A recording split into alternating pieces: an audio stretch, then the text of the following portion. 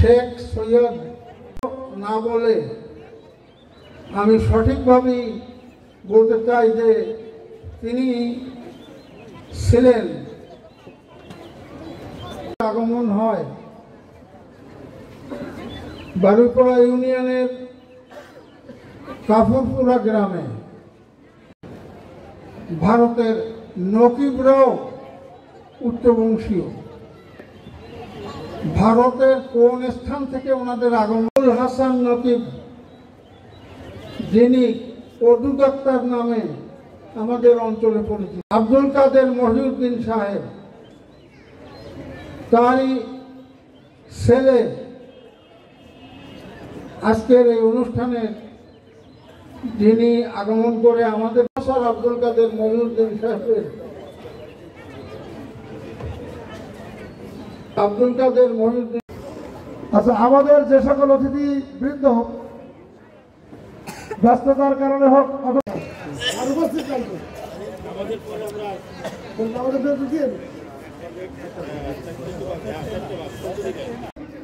মুক্তাদির দাদা কই আসতেছেন মাওলানা মুক্তাদির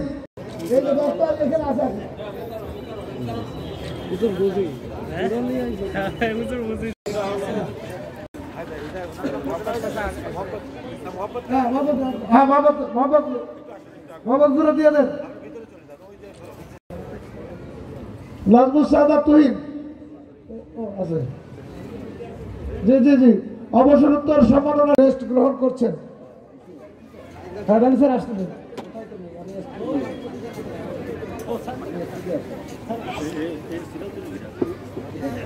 জনাব শেখ মোহাম্মদ আলী স্যার, জনাব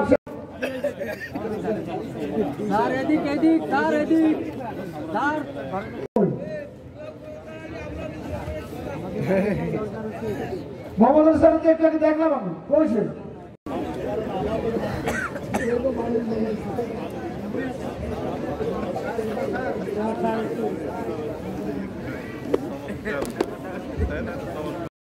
খুবই পরিচিত জন এবং আমাদের সকলের প্রিয় স্যার। আমরা তো সংগঠিত হচ্ছি, কিন্তু যারা পা হারিয়েছে, যারা চোখ হারিয়েছে, মৃত্যুর প্রহার গুনছে, আপনারা আমরা সবাই মিলে তাদের জন্য আজকের এই অনুষ্ঠান থেকে দোয়া করব, আল্লাহ রাব্বুল ইজ্জত যাতে তাদেরকে আরোগ্য দান করে। যে কোনো ধরনের এই মিলন মেলায় রজত জয়ন্তী, হীরক জয়ন্তী, এদের আলাদা বৈশিষ্ট্য হলো, ধরেন বাড়িপাড়া মাদ্রাসা ৭৫ বছর দীর্ঘদিনের অনেক নতুন পুরাতনদের এই অপূর্ব আনন্দের এই যে মিলন মেলা, আসলে একটি ইতিহাস। আজকের আপনার যে মিলন মেলা, কালকে দেখবেন আপনার জীবনের শেষে একটি ইতিহাস হয়ে থাকবে। এখানে ফকিরহাটের মহিলা মাদ্রাসার মহিলা কলেজের প্রিন্সিপাল আছে মুসা, আমার ছোট ভাই, সে বলছে আপনাকে আমি ৩৮ বছর পরে দেখলাম। আপনারা অনেকেই আপনার অনেক বন্ধুদেরকে অনেক দিন পরে দেখছেন। এই আঙ্গিনায় আপনি যখন আসছেন, তখন আপনি ফিরে গেছেন সেই কৈশোরে, সেই যৌবনে। আপনার কাছে মনে হচ্ছে আপনি এইরকম শস্যমণ্ডিত শুভ্র দাড়িওয়ালা ছিলেন না, এইরকম শীর্ণ ছিলেন না, আপনি ছিলেন টকবকে যুবক এই বিদ্যালয়ে যখন ছিলেন। এই জন্য এই মিলন মেলা যারা আয়োজন করে তাদেরকে আমি ধন্যবাদ দিই, যাতে করে তারা আসলে একটি নতুন জীবন ফিরায় আনে আপনাদের মধ্যে। এখানে আমাদের মোকলেশ ভাইকে আগে দেখলাম, মোকলেশের ভাইয়ের ভাই ইখলাস, আমি এখানে দেখে তাকে চিনতে পেরেছি। আমি তাকে হয়তো প্রায় ৪০ বছর দেখি না, তার সাথে আমার কথা হয়েছে। এই যে সংযোগ, এই যে আত্মার আদান প্রদান, এই আত্মার আদান প্রদান কিন্তু আল্লাহর পক্ষ থেকে একটি রহমত। এই জন্যে আমি এই মাদ্রাসার সাথে, বাড়িপাড়া মাদ্রাসার সাথে আমার সংযোগ। এখানে যিনি আজকে প্রাধ্যক্ষের দায়িত্ব পালন করছেন সভাপতি হিসেবে হযরতুল আল্লাহ মাওলানা মুজিবুর রহমান, উনি যে পরিচয় দিয়েছেন আমাদের সাথে তার আত্মীয়তার, আমার বাবা আর ওনার বড় ভাইয়ের সাথে অপূর্ব এক সংযোগ ছিল, যারা দুজনেই এক পীরের মুরিদ ছিলেন, যার কারণে ওনাদের বাড়িতে আসা যাওয়ার সুযোগ আমার বাবার খুব ছিল। আর উনি সেই সুবাদে আমাদের বাড়িতে, আমি যখন প্রথমে বাগেরহাট আলিয়া মাদ্রাসায় ভর্তি হই তখন উনি আমাদের মসজিদের খতিব ছিলেন। ওনার অনেক চমৎকার সাহায্য পেয়েছি, ওনার জন্যেই আমি এই পাড়া মাদ্রাসার এই জন্য এসেছি। আর যার কথা আপনারা সবাই বলেছেন, বাংলাদেশে ইসলামী গানের কবি, ইসলামী শিল্প জগতে, সংস্কৃতির জগতে যিনি সূচনা তৈরি করে দিয়েছেন, যিনি পায়োনিয়ার, মল্লিক মতিউর রহমান। আমি মল্লিক মতিউর রহমান ভাইয়ের এই যে হোস্টেলটা ছিল, আমাদের বাড়িতে একজন লজিক থাকতেন, তার সাথে এখানে এসেছি, ওনার সাথে আমার এখানে দেখা হয়েছে, ওনাদের বাড়িতে গিয়েছি। এই বারুইপাড়া মাদ্রাসার আমি প্রথমে চিন্তা করতাম যে কিভাবে যাব, অনেক কাজের ভিড়ে। তখন চিন্তা করলাম যে আমি যাব, আমি আবার ফিরে যাব আমার সেই পুরাতন দিনে, যাদের সাথে আমার হৃদয়ের সংযোগ, সেই জায়গায় আমি যাব। তাই এখানে আসার পরে আমার খুব ভালো লাগছে। আপনারা সালেহ হাসান নকিব যে কথাটি বলেছে, আপনারা যখন বিদ্যালয়ের শিক্ষক, আপনারা সবাই জানেন মাদ্রাসা সম্পর্কে উর্দুতে জনাব professor doctor Mohammad Nasrullah sir ব্যস্ত, ওনারা অনেকক্ষণ সময় দিয়েছেন।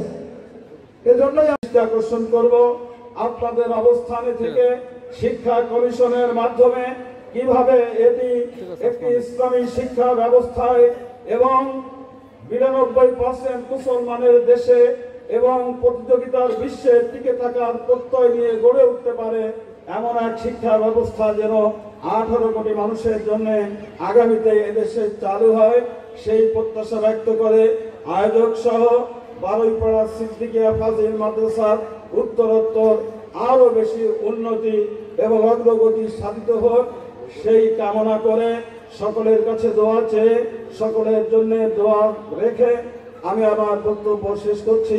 আল্লাহ হাফেজ। আসসালামু আলাইকুম ওয়া রাহমাতুল্লাহি ওয়া বারাকাতুহু। ধন্য মনে করছি, খুব ভালো লেগেছে আপনাদের এই নান্দনিক আয়োজন, অনিন্দ সুন্দর আতিথেয়তা, অপূর্ব সুন্দর এই পরিবেশ। ইনশাআল্লাহ আগামীতে এরকম এই মাদ্রাসার ছেলেরা লেখাপড়ার মাধ্যমে আশা করি তাদের ফলাফলের মধ্য দিয়ে এই সমাজের মধ্যে, এই জেলার মধ্যে, এই দেশের মধ্যে এই প্রতিষ্ঠানের নাম সবার উপরে উঠে রাখবে। মহান আল্লাহ রব্বুল আলামিন, যিনি আসমান এবং জমিনের মালিক, তার কাছে এই দোয়া করে উপস্থিত সম্মানিত অতিথিবৃন্দের সুস্বাস্থ্য এবং কল্যাণ কামনা করি। সভাপতি মহোদয়কে ধন্যবাদ দেই। এলাকার গণ্যমান্য ব্যক্তিবর্গ দিনব্যাপী এই আয়োজনে যারা সহযোগিতা করেছেন, কষ্ট করেছেন, শ্রম দিয়েছেন, তাদেরকেও কৃতজ্ঞতা জানাই। আল্লাহ রব্বুল আলামিন আমাদের সকলের জীবন চলার পথে সহায় হন। আসসালাম। আর এই একটি গ্রাম একটি জেলার মর্যাদা বাড়িয়ে দেয়, আর একটি জেলা গোটা বাংলাদেশের প্রতিনিধিত্ব করে। যথা মানুষ এই মাদ্রাসা থেকে লেখাপড়া করে তারা সুনাম কুড়িয়েছেন এবং জাতীয় জীবনে বিভিন্নভাবে অবদান রেখেছেন। আমার মরহুম পিতা রাজশাহী বিশ্ববিদ্যালয়ে প্রায় 30 বছর শিক্ষকতা করেছিলেন, তারপরে তিনি ঢাকায় বিভিন্ন বেসরকারি বিশ্ববিদ্যালয়ে শিক্ষকতা করেছেন। রাজশাহী এবং কাপুরপুরা এ দুটো ছিল তার জীবনের দুটো ফোকাস। যদিও দীর্ঘ সময় তিনি দেশের বাইরে আলজেরিয়া এবং কানাডাতেও কাটিয়েছেন, কিন্তু সবসময় তার চিন্তাভাবনা আমি যেটা দেখতাম সেটা হচ্ছে রাজশাহী তার কর্মজীবনের সবচেয়ে বড় ক্ষেত্র এবং কাপুরপুরা। রাজশাহীতে তিনি একটা মাদ্রাসা স্থাপন করেছিলেন, যেই মাদ্রাসাটা এখন আমি মনে করি না এসবের জন্য আমি উপযুক্ত, কিন্তু তারপর ওই মাদ্রাসাটার দেখাশোনার কিছু কাজ আমার করতে হয় আর কি। তাহলে এই মাদ্রাসা সম্পর্কে আমার কিছু ধারণা আছে। আমি মনে করি মাদ্রাসা শিক্ষা এবং মাদ্রাসা থেকে যারা বেরিয়ে আসছে তাদের এই বাংলাদেশের ভবিষ্যৎ বিনির্মাণে একটা মস্ত বড় ভূমিকা রাখার সুযোগ আছে। কিন্তু এখানে কতগুলো চ্যালেঞ্জ আছে, যেগুলো আমাদের ফেস করতে হবে। সবচেয়ে বড় যে চ্যালেঞ্জটা আছে সেটা হচ্ছে, আমি নিজে যেহেতু একটু এখন মাদ্রাসা শিক্ষার সাথে মাদ্রাসা একটা দেখভাল করার যে আমাদের ফ্যাকাল্টি, সেখান থেকে কিছু কিছু জিনিস আমি শিখছি এবং বুঝতে পারছি। সেটা হচ্ছে যে আমরা একটা অত্যন্ত জটিল দুনিয়াতে বাস করি এবং এই দুনিয়াতে চিন্তা ভাবনা, দর্শন, রাজনীতি এগুলো এমন একটা পর্যায়ে পৌঁছেছে যেগুলো সম্পর্কে যদি একটা পরিষ্কার ধারণা না থাকে তাহলে দেশে অথবা গ্লোবালি বৈশ্বিক প্রেক্ষাপটে মাদ্রাসায় যারা শিক্ষিত হচ্ছেন তাদের খুব বেশি বড় ভূমিকা রাখার সুযোগ নেই। কাজে মাদ্রাসার যে কারিকুলাম, সেখানে ধর্মীয় শিক্ষার যে জায়গাটা আছে সেটাকে তো অবশ্যই ধরে রাখতে হবে, কিন্তু একই সাথে সমস্ত দুনিয়াটা বোঝার একটা সুযোগ থাকতে হবে। দুনিয়াটা কিন্তু 20 বছর আগে যে দুনিয়া ছিল সেই দুনিয়া নেই, 50 বছর আগে যে দুনিয়া ছিল সেই দুনিয়ার সাথে আজকের দুনিয়াকে একেবারেই মেলানো যাবে। অনেক কিছু এমনভাবে পরিবর্তিত হয়েছে যে আমরা যদি এগুলো ধরতে না পারি তাহলে আমরা আমাদের ভবিষ্যৎ প্রজন্মকে ঠিক দিক নির্দেশনা এবং ইসলামের হুকুম আহকামের উপর রাখতে পারবো না। চ্যালেঞ্জটা কিন্তু অনেক অনেক বড় চ্যালেঞ্জ। শুধু মোবাইল ফোনের মতো একটা জিনিসই আমাদের সমাজে যে পরিবর্তন এনেছে, এইটাকে কি করে অ্যাড্রেস করব, এই চিন্তাটাই কিন্তু একটা অনেক বড় চিন্তা। আমাদের বাচ্চারা কিভাবে সময় কাটাচ্ছে, কিসের পিছনে সময় কাটাচ্ছে, তাদের পছন্দ অপছন্দ এখন কি দিয়ে নির্ধারিত হচ্ছে, এই সমস্ত জিনিসগুলো যদি আমরা খুব পরিষ্কার করে না বুঝি তাহলে শুধুমাত্র গতানুগতিক মাদ্রাসায় আমরা যে শিক্ষাটা দিচ্ছি সেইটা দিয়ে কিন্তু ভবিষ্যৎ প্রজন্মকে আপনি রক্ষা করতে পারবেন না। কারণ তার সামনে যে চ্যালেঞ্জ, এটা একেবারে অন্যরকম চ্যালেঞ্জ। আপনারা এখানে যারা বসে আছেন, আপনাদের ছোটবেলাতেও চ্যালেঞ্জ ছিল, বিপথে চলে যাওয়ার সুযোগ ছিল, কিন্তু এখন যে সুযোগগুলো তৈরি হয়েছে এটা কিন্তু একেবারেই আলাদা। কাজে এই সময়টাকে আমাদের সবাইকে বুঝতে হবে। এই ধরনের একটা অনুষ্ঠানের বিশেষ তাৎপর্য হচ্ছে এটা অতীত, বর্তমান এবং ভবিষ্যৎকে এক সুতোয় গাঁথে। এখানে প্রবীণরা যেমন আছেন, তরুণরা আছে, সামনে যারা দেশের নেতৃত্ব গ্রহণ করবে তারাও আছে। তো এদের সবাইকে সবার জ্ঞানের সম্মিলনে আমাদের ভবিষ্যৎ তৈরি করতে হবে। মাদ্রাসা শিক্ষা নিয়ে আমি শুধু দুটো কথা বলবো। এই কথাটা আমি বিভিন্ন মাদ্রাসায় যখন অনুষ্ঠান হয় আমি বলি যে মাদ্রাসায় আমরা বাচ্চাদের যে জিনিসগুলো শেখাই তার মধ্যে আমার মনে হয় যে দুটো খুব মৌলিক জিনিস, একজন ভালো মুসলিম হতে গেলে এই দুটো মৌলিক জিনিস ভীষণভাবে থাকা দরকার। কিন্তু আমি যেটা দেখছি যে আমরা যেগুলো শেখাচ্ছি সেগুলো খুবই গুরুত্বপূর্ণ, মাসলা মাসাইল, কুরআন হাদিস, তার তাফসির, ফিকহ, এগুলো তো জানতেই হবে, কিন্তু দুটো জিনিস আমরা মিস করছি। আমার কাছে যেটা মনে হয় সেটা হচ্ছে যে মানুষের মর্যাদা কিসে। মানুষের মর্যাদা দুটো জিনিস, একটা হচ্ছে যে আমরা কে কত ভালোভাবে আল্লাহ পাকের দাসত্ব করতে পারি। আল্লাহর দাস হওয়া এবং প্রকৃত অর্থেই আল্লাহ পাকের দাসত্ব করতে পারার যোগ্যতা অর্জন করা, এটা মানুষের সর্বোচ্চ মর্যাদার একটা জায়গা। মানুষ যদি আল্লাহ পাকের দাসত্ব না করে, আমাদের মস্তিষ্কের গঠন এমন যে কোনো না কোনোভাবে আমরা অন্য কিছুর দাসত্ব করব। আমাদের এখানে আমরা যারা আছি আমরা প্রত্যেকেই কোনো না কোনো কিছুর দাসত্ব করব। আল্লাহ পাকের দাসত্ব যদি আমাদের হৃদয়ে না থাকে তাহলে আমরা ক্ষমতার দাসত্ব করতে পারি, আমরা পদ পদবীর দাসত্ব করতে পারি, আমরা অর্থের দাসত্ব করতে পারি, আমরা রাজনৈতিক ক্ষমতার দাসত্ব করতে পারি। এই প্রত্যেকটা দাসত্বই আল্লাহ পাকের দাসত্বের তুলনায় অনেক গুণে নিকৃষ্ট। একমাত্র উৎকৃষ্ট দাসত্ব হচ্ছে আল্লাহ পাকের দাসত্ব।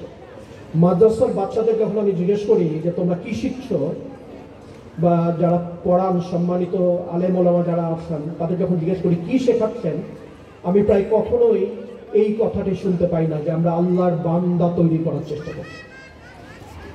আরেকটি কথা সেটা হচ্ছে যে আমাদের মর্যাদা আল্লাহ পাক নিজেই অসম্ভব বাড়িয়ে দিয়েছেন। সেই মর্যাদার জায়গাটা কোথায়? সেই মর্যাদার জায়গাটা হচ্ছে এই মহাবিশ্বে, এই ভূপৃষ্ঠে আমরা হচ্ছি আল্লাহ পাকের খলিফা, আমরা তার প্রতিনিধিত্ব করি। এর চেয়ে বড় মর্যাদা মানুষের হয় না। সব মর্যাদার বড় মর্যাদা হলো যে এই বিশ্ব চরাচরের যিনি সৃষ্টিকর্তা তিনি আমাদেরকে তার খলিফা হিসাবে মনোনীত করেছেন। এই কথাটির গুরু অর্থ যদি আমরা উপলব্ধি করি তাহলে এই দুনিয়া থেকে অনেক সমস্যা চলে যায়। খলিফা মানে কি? আল্লাহ পাকের যে সিফাত তার ভিতরে কি আছে? আমরা বলি যে তিনি সৃষ্টিকর্তা, এটা আংশিক পরিচয়। He is the creator and sustainer. Sustainer শব্দের অর্থ কি? সবকিছু তিনি চালু রাখেন, শুধু যে তৈরি করেছেন তা না, সবকিছু চালু রাখেন। তো শুধু যদি সৃষ্টিকর্তার কথা আমরা বলি তাহলে দায়িত্ববোধের কথা আসে না। আপনি সৃষ্টি করলেন তরুলতা, বৃক্ষরাজি, অসম্ভব সম্পদ, ভালো সৃষ্টি করেছেন, আমরা এখন সবকিছু খেয়ে ফেললাম, এইটা মুসলিমের কাজ না। আমরা যেহেতু তার খলিফা, উই হ্যাভ টু সাস্টেইন, এইটার যত্ন করে এইটার প্রতিপালন আমাদের করতে হবে। এই প্রতিপালনের অর্থ কি? একটা গাছ কাটার আগে আপনার 3 বার ভাবতে হবে, এক বালতি পানি নষ্ট করার আগে আপনার 3 বার ভাবতে হবে, যেটুকু প্রয়োজন তার চেয়ে বেশি আপনি দখল করার চেষ্টা করবেন, সেইটা করার আগে আপনার 3 বার ভাবতে হবে। কারণ একজন সাস্টেইনারের কাজ শুধু পেট পুড়ে খাওয়া না আর সবকিছু দখল করা না, তার কাজ হলো সবকিছু যেন ঠিক মতো চলে সেই ব্যবস্থা করা। সো আমার আপনাদের কাছে স্বনির্বন্ধ অনুরোধ, খুব ছোট বাচ্চাদের একেবারে শুরুতেই বুঝিয়ে দেবেন যে জীবনে আল্লাহ পাকের দাসত্বের চেয়ে বড় সাফল্য আর কিছু নেই, এবং এই পৃথিবীতে মানুষ আল্লাহর খলিফা, এর চেয়ে বড় মর্যাদাও আর কিছু নেই। আমি তো মনে করি এই দুটো জিনিস যদি অল্প বয়সে মাথার ভিতরে ঢুকিয়ে দেওয়া যায়, তাহলে আমরা সমাজে যে অস্থিরতা এবং যে খারাপ জিনিসগুলো দেখছি তার অনেক কিছুই কমিয়ে দেওয়া সম্ভব। ধর্মীয় জ্ঞানে আপনারা সবাই বলতে গেলে আমার চেয়ে অনেক বেশি জ্ঞানী। আপনাদের সামনে আসলে ইসলাম নিয়ে আমার খুব কিছু বলার নেই। এই অনুষ্ঠান আমার খুব ভালো লেগেছে, সময় থাকলে আমি পুরো সময়টাই থাকতাম, কিন্তু আমার দুর্ভাগ্য যে আমি পুরো সময় থাকতে পারবো না, আমাকে দ্রুতই বিদায় নিতে হবে। আমি আপনাদের সকলের কাছে দোয়া চাই, এবং আপনাদের মাদ্রাসা এবং আপনাদের সকলের জন্য আমার দোয়া থাকবে, আপনারা আমার জন্য দোয়া করবেন। আমরা গর্বিত হতে চাই না, আমরা শুকরগুজারি বান্দা হতে চাই, এবং আল্লাহ পাক আমাদের যেটুকু দিয়েছেন, যা দিয়েছেন তার জন্য আমরা শুকর করতে চাই, এবং এই কথাটা আমরা সবসময় মনে রাখতে চাই। তো আমি আর বক্তব্য দীর্ঘায়িত করতে চাচ্ছি না, অনেক কথা বলে ফেলেছি। আপনারা সবাই ভালো থাকবেন, সকলের মঙ্গল কামনা করছি। আসসালামু আলাইকুম ওয়া রাহমাতুল্লাহ। মাঝে উপস্থিত আছেন গণপ্রজাতন্ত্রী বাংলাদেশ সরকারের একজন জয়েন্ট সেক্রেটারি, অনেক আলেম এখানে বসে আছেন, এবং আমার সামনে যারা বসে আছেন উলামায়ে কেরাম, এই মাদ্রাসার প্রাক্তন এবং বর্তমান শিক্ষক, ছাত্র, সুধীমণ্ডলী, সবাইকে, হ্যাঁ মহিলারাও আছেন, ছাত্রীরাও আছেন, সবাইকে আমি আবারও আমার তরফ থেকে সালাম এবং শুভেচ্ছা জানাচ্ছি। আসলে এরকম একটা অনুষ্ঠানে এসে কি বলতে হবে আমি অনেকটা দ্বিধার ভিতরে আছি, তার কারণ একই সাথে এই মাদ্রাসা, এই এলাকা আমার খুব কাছে, আবার এক অর্থ অনেক দূরেরও। তার কারণ পুরা এগুলোর সাথে যে সংযোগ ছোটবেলায় ছিল সেটা কালের পরিক্রমায় বিভিন্ন ঘটনায় অনেকটাই ম্লান হয়ে গিয়েছিল। আমার দাদা দাদি ইন্তেকালের পরে আমরা যেমন ছোটবেলায় বারবার এই এলাকায় আসতাম, প্রতি ঈদেই একবার করে আসা হতো অন্তত, যে দাদা দাদি চলে যাওয়ার পর এই আসা যাওয়াটা অনেক কমে যায়। 2022 সালে আমার বাবা যখন ইন্তেকাল করলেন, তার সারা জীবনের আকাঙ্ক্ষা ছিল যে আমার দাদা দাদির পাশে কাকুরপুরাতে তাকে দাফন করা হবে। তো বড় সন্তান হিসাবে আমি তখন ছিলাম তার পাশে, এবং তার শেষ ইচ্ছা আমরা পূরণ করেছিলাম। এরপর থেকে আবারও, যদি আমার চাচারা, আমার ফুপুরা প্রায় কেউ আর গ্রামের বাসায় থাকেন না, আমার শুধু ছোট চাচার ফ্যামিলি ওখানে আছে, তো আমার আব্বাকে ওখানে কবরস্থ করার পর থেকে আবার নতুন করে একটা সম্পর্ক তৈরি করার সুযোগ হয়েছে। যেহেতু আমার পিতা এখানে শুয়ে আছেন, আমি বারবার আসি, এবং আবার যেন নতুন করে এই জনপদ এবং গ্রামের সাথে একটা সম্পর্ক তৈরি করার সুযোগ এসেছে। আমি এটাকে আল্লাহ